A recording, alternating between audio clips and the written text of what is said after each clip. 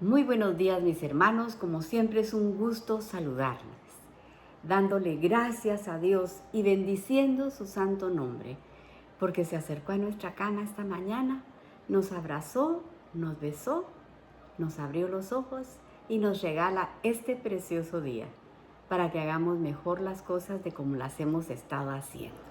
¿Qué vimos ayer? Estuvimos viendo cómo los fariseos le estaban reclamando a Jesús de que sus discípulos no ayunaban como los discípulos de Juan. Y Jesús les contesta en el verso 34.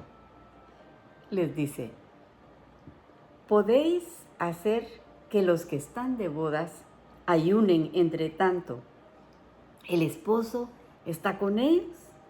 El 35 dice: mas vendrán días que el esposo será quitado, entonces en aquellos días ayunarán. El 36 dice: y les dijo también una parábola: nadie corta un pedazo de un vestido nuevo y lo pone en un vestido viejo, pues si lo hace, no solamente rompe el nuevo, sino que el remiendo sacado de él no armoniza con el viejo, naturalmente, no armoniza un parche nuevo con una cosa vieja. Al poner una tela nueva en un vestido viejo, al lavarlo se va a encoger. Y entonces ese pedazo de tela nueva va a rasgar el vestido viejo más de como ya estaba, ¿verdad? Y el 37 dice: y nadie echa vino nuevo en odres viejos. De otra manera, el vino nuevo romperá los odres y se derramará. Y los odres se van a echar a perder. Porque el vino nuevo empieza a fermentar, a tirar gases y dice que estos odres eran esas pieles donde guardaban ellos, donde ponían a fermentar ellos el vino. Y estos odres, mientras se van poniendo viejos, se van poniendo rígidos, ya no son suaves, sino que ya están rígidos. Y por eso cuando el vino nuevo saca sus gases, ¿verdad?, entonces se rompen, esos odres se rompen. Y el vino se derrama y todo se pierde. Y leamos lo que dice el verso 38. Dice: mas el vino nuevo en odres nuevos se han de echar, y los unos y los otros se conservan.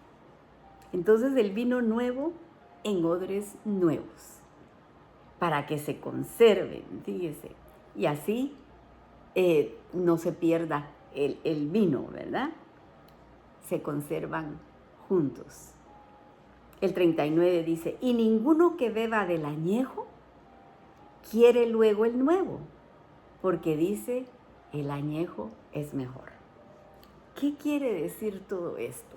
Jesús nos está explicando que no podemos encajonar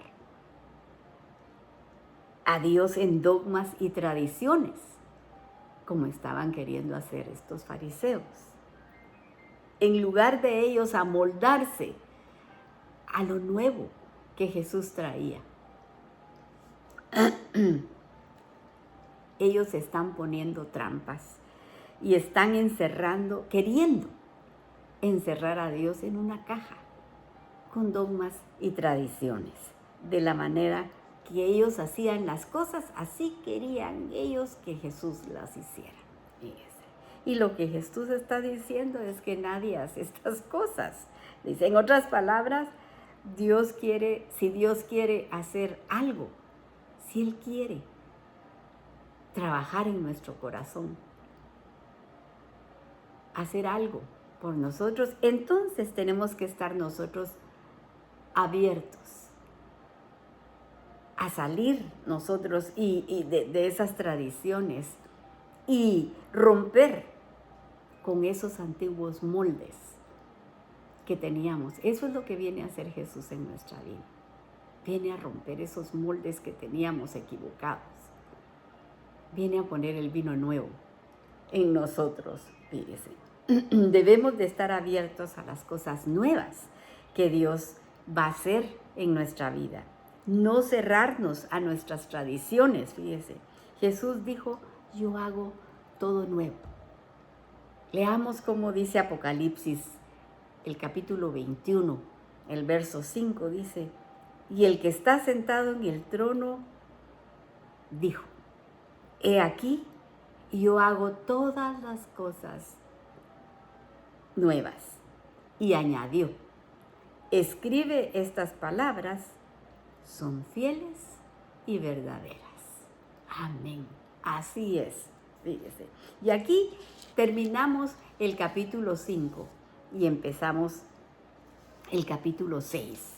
El verso 1 dice, mire, aconteció en un día de reposo que pasando Jesús por los sembrados, sus discípulos arrancaban espigas y comían restregándolas con las manos.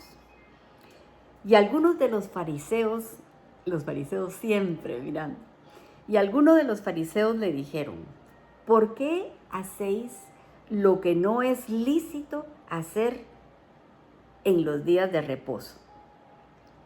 Hasta la fecha hay gente que quiere decir que Dios transgredió el sábado.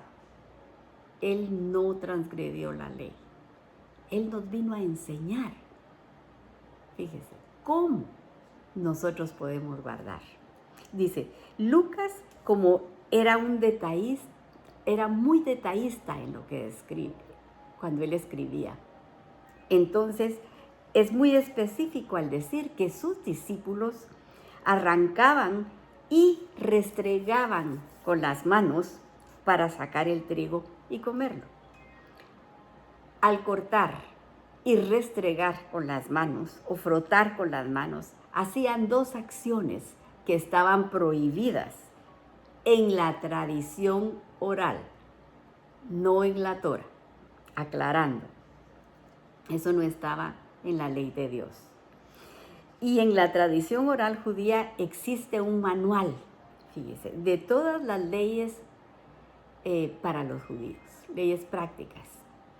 Un rabino judío interpretó y escribió este manual de leyes prácticas para la vida de los judíos, desde el nacimiento hasta la muerte. Las leyes que ellos tienen, desde que se levantan hasta que se acuestan. Ellos tienen leyes que tienen que seguir. Fíjense. Es un libro que les enseña a aplicar todas estas leyes en su vida. Leyes en el matrimonio, tienen leyes en el matrimonio, tienen leyes de cómo guardar las fiestas, tienen leyes de qué hacer y no hacer en el día sábado. Y es bueno conocer todas estas prácticas. Fíjese, es bueno conocerlas para entender el pensamiento judío, para conocer la cultura y la historia de este pueblo. Shulchan Aruch se llama el libro, se llama este libro, que quiere decir algo así como el orden de la mesa, algo así se llama. Esto es interpretación rabínica. Esto no está escrito en la Torá. Lo aclaro para que no piensen que estoy enseñando otra cosa, solamente como para que entendamos nosotros por qué ellos pensaban de esa manera. Pero fíjese que no todas estas leyes fueron rechazadas, porque vemos que hay un ejemplo, que los discípulos, ellos decían que había que orar 3 veces al día y subir al templo a orar. Y los discípulos leemos que en Hechos 3, si usted lee del 1 al 13, le leo el verso 1, le voy a leer, y miren lo que dice. Y cierto día, Pedro y Juan, los discípulos de Jesús, subían al templo a la hora novena, la hora de la oración. Era tradición judía orar 3 veces al día. Entonces, el punto aquí, mire, es conocer la ley escrita lo que mandó el Señor, fíjese, a la que no se le puede quitar ni se le puede añadir nada. Y eso está escrito. Y conocer la tradición de los judíos para no equivocarnos. En ese libro, Shulchan Aruch, hay 39 trabajos que no pueden hacer en día sábado. Un montón de leyes. Jesús se los dijo, ustedes invalidan el mandamiento con tanta carga, con tanta ley que le han puesto al hombre. Y esto que estos discípulos están haciendo aquí, era una de esas leyes, que no se puede cortar, no se podía cortar, ni se podía frotar nada. Fíjese, en la tradición judía lo dice. Y esto está prohibido en la ley de ellos, en la ley oral, pero no está prohibido en la Torá. El verso 3 dice, respondiendo Jesús les dijo, y aún esto habéis, ni aún esto habéis leído, lo que hizo David cuando tuvo hambre, él y los que con él estaban, cómo entró en la casa de Dios y tomó los panes de la proposición, de los cuales no es lícito comer, sino solo los sacerdotes, y comió y dio también a los que estaban con él. Este era un caso difícil, porque ni los sacerdotes sabían qué hacer. David estaba muriéndose del hambre con los que iban acompañándolo, los que estaban con él en esa ocasión. Tenían hambre y comieron ese pan. Los sacerdotes no sabían, pero dice que los sacerdotes oraron y Dios les contestó que podían comer de ese pan. Y comieron de ese pan. O sea, quebrantaron esa ley, pues, de que ellos no podían comer de ese pan. Dios permitió que David y sus hombres comieran el pan de los sacerdotes, porque estaban a riesgo de morir si no comían algo. Estaban muriéndose del hambre. Tenían hambre. El precedente que Dios enseñó aquí es que el propósito de la Torah escrita es promover la vida. Está escrito en Levíticos 18:5 y se lo leo. Por tanto, guardaréis mis estatutos y mis leyes, por los cuales el hombre vivirá. Si las cumple, yo soy el Señor, la firma de Dios ahí. La Torah sirve para promover la vida, para dar vida, fíjese. Los fariseos aquí están malinterpretando lo que está escrito. El sábado fue hecho para beneficiar al ser humano. Para eso fue hecho. El verso 5 dice, y les decía, el Hijo del Hombre es Señor aún del día de reposo. Lo que les está diciendo aquí Jesús es, yo voy a dejar los precedentes de lo que se permite y lo que no se permite hacer en día de reposo. Conforme a lo que yo hago, eso es lo que hay que hacer en el día sábado. Véanme a mí, vean mi ejemplo, les está diciendo Jesús, fíjense, de cómo observar el día de reposo. Y aquí seguido viene otro día de reposo, en el verso 6. Y dice, y aconteció también en otro día de reposo que él entró en la sinagoga y enseñaba. Y estaba ahí un hombre que tenía seca la mano derecha. Y le acechaban los escribas. Mire, ellos no perdían el tiempo. Ellos estaban siguiendo a Jesús para ver si hacía algo malo, para entonces acusarlo. Porque mire lo que dice aquí, y le acechaban los escribas y los fariseos para ver si en el día de reposo lo sanaría a fin de hallar de qué acusarle. Ellos estaban viendo cómo ¿Cómo le ponían, cómo lo podían hacer tropezar? Para que entonces ir y acusarlo ante el sumo sacerdote, o qué sé yo. El verso 8 dice, mas él conocía los pensamientos de ellos, él lo sabe todo. Ahí sí que como dice la palabra, antes de que la palabra suba a nuestra boca, él ya sabe lo que vamos a decir. Y así está aquí, mire, como él conocía los pensamientos de ellos, y dijo al hombre que tenía la mano seca, levántate y ponte en medio. Y él levantándose se puso en pie. Entonces Jesús les dijo, os preguntaré una cosa. ¿Es lícito en día de reposo hacer el bien o hacer el mal? ¿Salvar la vida o quitarla? Mire la pregunta que les hace. Aquí vamos a aprender un principio para evitar caer en ese legalismo, en la religiosidad. Queremos ser librados nosotros del legalismo y de la religiosidad, porque todos estamos expuestos a esto, todos. Podemos, si caemos en eso, nosotros podemos ser piedra de tropiezo para mucha gente. No es aconsejable la religiosidad. ¿Cuál es el antídoto contra el legalismo y contra la religiosidad? La misericordia puede ser una. Pero la misericordia, para que llegue la misericordia, hay un proceso. ¿Y cuál es ese proceso? Sentido común, la razón. Ese es el proceso. Cuando Jesús les hace estas preguntas, en el día de reposo es lícito hacer el bien o hacer el mal, salvar la vida o quitarla. ¿Cómo ve usted esa pregunta?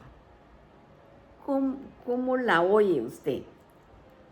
Es muy compleja, que requiere de mucho pensar para llegar a entenderla. ¿O son preguntas sencillas que usted las entiende al instante? Jesús, mire, tenía la característica de que su enseñanza era muy sencilla y fácil de entender. Él no se complicaba la vida, fíjese. La manera de él era sencilla. Cualquiera podía entenderlo.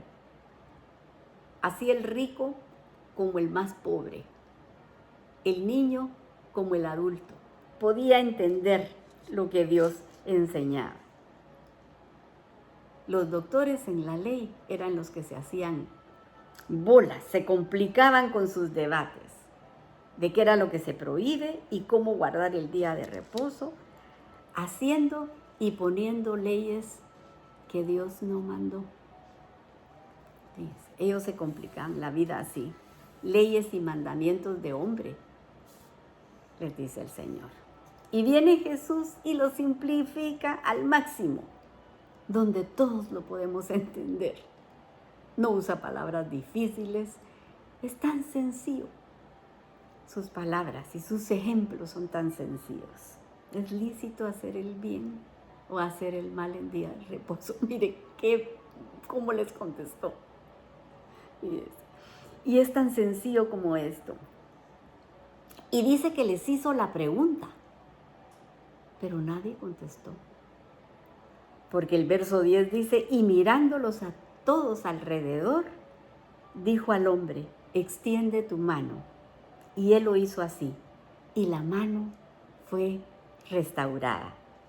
Y ellos se llenaron de furor. Mire esto, ellos se llenaron de furor y hablaron entre sí. En lugar de alegrarse que el Señor estaba haciendo un milagro, dice que se pusieron a hablarse entre unos y otros, dice, para ver qué podían hacer en contra de Jesús.